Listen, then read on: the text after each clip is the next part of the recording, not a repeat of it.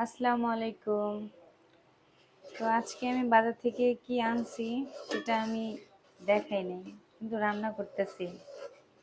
এই যে দেখেন, এই যে রান্না করব, এই যে কষাচ্ছি।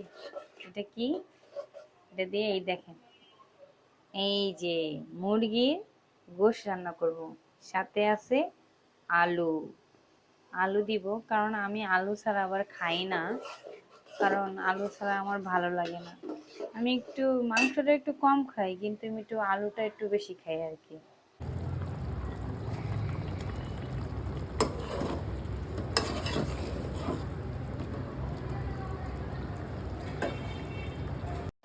তো এর জন্য আর কি, মানে আলুটা আর কি একটু বেশি দেওয়া আর কি। আলুটা একটু পছন্দ করি বেশি, এর জন্য আলুটা একটু দেই।